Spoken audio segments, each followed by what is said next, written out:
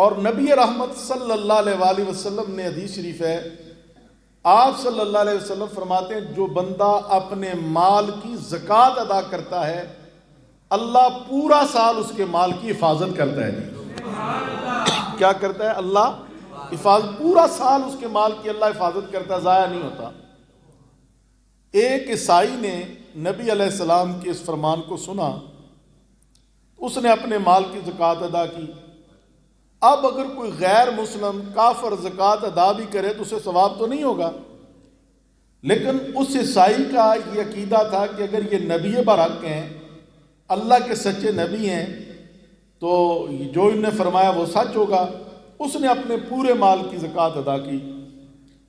اس کا سامان تجارت گیا ہوا تھا، واپسی پر جس قافلے کے ساتھ اس کا سامان آ رہا تھا مکے میں خبر پہنچ گئی کہ وہ قافلہ لٹ گیا ہے، وہ قافلہ لٹ گیا ہے۔ ابھی مکے میں وہ قافلہ نہیں پہنچا تھا، راستے میں لٹ گیا، یہ خبر مکے میں پہنچ گئی۔ اب اس نے یہ کیا کہ حضور علیہ السلام کے خلاف معاذ اللہ ایک محاذ قائم کیا کہ میں ان کے خلاف لڑوں گا، یہ برحق نبی نہیں۔ اگر برحق نبی ہوتے تو انہوں نے کہا ہے زکوٰۃ دینے والے کے مال کی اللہ حفاظت کرتا ہے، میں نے اپنے مال کی زکوٰۃ دی ہے، پھر مال کیوں لٹ گیا ہے؟ لیکن خدا کی قدرت کہ جب وہ قافلہ واپس اپنی منزل پہ پہنچا تو سارا قافلہ لٹا ہوا تھا، اس کا مال باقی تھا۔ محبت سے بول لیجئے، کوئی حرج نہیں۔ سارا قافلہ لٹ چکا تھا، اس کا مال باقی تھا، محفوظ تھا، اسے نہیں کسی نے لوٹا۔ اس نے کہا مجھے بتاؤ یہ کیسے ہوا؟ انہوں نے کہا کہ جس مقام پہ یہ قافلہ لٹا گیا ہے اس سے پہلی جو منزل تھی جہاں ہمارا پڑاؤ تھا وہاں ہمارے اونٹ بیمار ہو گئے تھے، اور جب ہم اس قافلے کے پاس آ کے پہنچے تو اس سے پہلے یہ قافلہ لوٹ کے وہ چور جا چکے تھے، ڈاکو جا چکے تھے، اس لیے ہم بچ گئے۔ اس نے کہا بات یہ نہیں، یہ حکمت تھی، کیونکہ محمد عربی صلی اللہ علیہ وسلم اللہ کے سچے نبی اور رسول ہیں۔ آپ نے فرمایا جو اپنے مال کی زکوٰۃ ادا کرتا ہے اللہ اس کے مال کو ضائع نہیں کرتا، اس کی حفاظت کرتا ہے۔ میرے اونٹوں کی بیماری کا بہانہ تھا، اللہ نے میرے مال کو بچا لیا، اس لیے کیونکہ میں نے زکوٰۃ دی ہے، اس لیے میرے مال کو اللہ نے بچا لیا ہے۔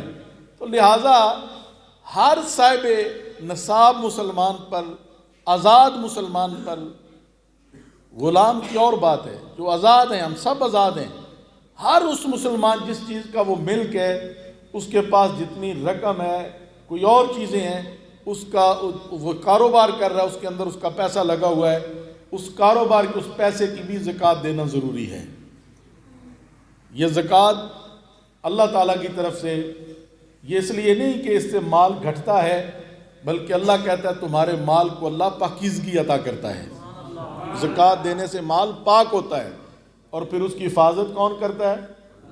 بولے نہیں یار، کمال ہے، کون کرتا ہے؟ اللہ حفاظت کرتا ہے۔ صحابہ کرام رضوان اللہ علیہم اجمعین اپنے مال کی زکوٰۃ دیتے تھے، زکوٰۃ دیتے تھے، اور پھر زکوٰۃ جو ہے یہ اللہ کا حکم بھی ہے۔ تو اسلامی سال کے لحاظ سے اور زمین کی بھی زکوٰۃ ہے، یہ بھی ذہن میں رکھیں۔ یہ جو فصل ہے نا ہماری فصل، اس کا 20واں حصہ بھی اللہ کی راہ میں دینا عشر کہلاتا ہے۔ 10واں حصہ یہ عشر ہے، 10واں حصہ بارونی علاقے کا، جہاں پر پانی لگایا جاتا ہے، خرچہ ہوتا ہے، وہاں پر 20واں حصہ ہے۔ اور حضور علیہ السلام فرماتے ہیں جو بندہ اپنے زمین کا صحیح عشر ادا کر دیتا ہے، رب العالمین اس عشر کی وجہ سے اس کی زمین کو حکم دیتا ہے، وہ اپنے خزانے کھول دیتی ہے۔ اس کی زمین اللہ کے اس کے لیے منہ خزانے کو کھول دیتی ہے۔ لیکن آج ہم اس سے بھی محروم ہیں۔ کتنے لوگ ہیں جو اپنے مال کو عشر دیتے ہیں اس زمین کا؟ کتنے لوگ ہیں جو اپنے مال کی صحیح زکوٰۃ ادا کرتے ہیں؟ رحمت عالم نبی مکرم صلی اللہ علیہ وآلہ وسلم نے یہ فرمایا پورا سال اللہ اس کے مال کی حفاظت کرے، مال گھٹے گا نہیں، بڑھے گا، برکت ہوگی۔ جی برکت کیا ہے؟ اس کی مثال دیتا ہوں۔ یہ کتی زیادہ بچے دیتی ہے یہ بکری؟ بولے نہیں ہم جی، کتی زیادہ بچے دیتی ہے اور بکری 2 یا 3۔ اس کی جو عادت ہے 1 یا 2 یا 3، ٹھیک، یہ بکری بچے دیتی ہے۔ کتا روز ذبح نہیں ہوتا، بکری روز ذبح ہوتی ہے۔ بتائیں بکریاں زیادہ ہیں یا کتے؟ کیوں؟ اس میں اللہ نے برکت رکھی ہے، اور بکری شام کو سو جاتی ہے۔ جنہوں نے بکریاں رکھی ہیں وہ دیکھ لیں، شام و شام وہ بکریاں سو جاتی ہیں، لیکن کتا ساری رات بھونکتا ہے، صبح سحری کے وقت سوتا ہے، اور جب سحری ہوتی ہے بکریاں ساری اٹھ جاتی ہیں، کوئی بکری اس وقت سوئی نہیں ہوتی۔ تو اللہ نے بکری کے اندر برکت رکھی ہے، تو برکت والی چیز گھٹتی نہیں، اللہ اسے اضافہ عطا کرتا ہے۔ تو لہٰذا صاحب مال کو زکوٰۃ ادا کرنا فرض ہے، اگر اس کا انکار کرے گا کافر ہے، اگر ادا نہیں کرے گا گناہ کبیرہ کا مرتکب ہے، گناہ کبیرہ کا مرتکب ہے۔ اور جو عشر ہے، جو زمین کا صحیح ادا کرے گا، اگر میں یہ مسجد میں بیٹھ کے میں قسم کھاتا ہوں اس بات پر، کوئی بندہ صحیح طریقے سے اپنی زمین کو عشر ادا کرے، اگلے سال اس سے زیادہ دانے نہ ہوئے تو مجھے آ کے پکڑ لے وہ بندہ، کیونکہ رسول اللہ صلی اللہ علیہ وآلہ وسلم نے فرمایا ہے۔ تو لہٰذا یہ رجب المرجب شریف اس لحاظ سے بھی اپنے اندر ایک رحمت اور برکت، یہ 3 مہینے جو ہیں یہ خاص ہیں، رجب، شعبان اور رمضان۔ حضور نے دعا کی اللہم بارک لنا فی رجب و شعبان وبلغنا رمضان، اللہ شعبان اور رجب میں ہمارے لیے برکت پیدا فرما اور اس کے ذریعے سے ہمیں رمضان تک پہنچا۔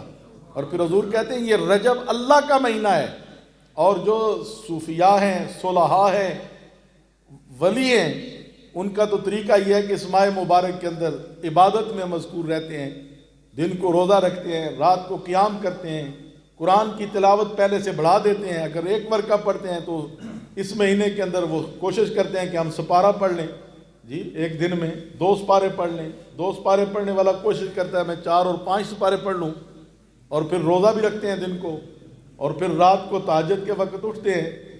تہجد ایسا وقت ہے کہ ساری دنیا سوئی ہوتی ہے، اس وقت صرف بندے کی اللہ اور بندے کے بارے بات ہو رہی ہوتی ہے، جی وہ جاگنے والا جاگ رہا ہوتا ہے، اس کی بارگاہ میں اس وقت سجدوں کی لذت کی کیفیت کچھ اور ہے، لیکن اللہ ہمیں ان سجدوں کی لذت سے آشنا کرے۔ جب وہ آشنائی ملے گی، وہ برکت ملے گی، پھر بات بنے گی کہ اس سجدے کی لذت کیا ہے۔ اور پھر یہ رجب المرجب کی 27 تاریخ کو اللہ نے اپنے پیارے حبیب نور مجسم احمد مجتبیٰ حضرت محمد مصطفیٰ صلی اللہ علیہ وسلم کو وہ عظیم معجزہ عطا کیا کہ آپ کو معراج عطا کی۔ بولیے آپ کو معراج عطا کی، فرش سے اٹھا کے لامکانوں پہ بلا کے۔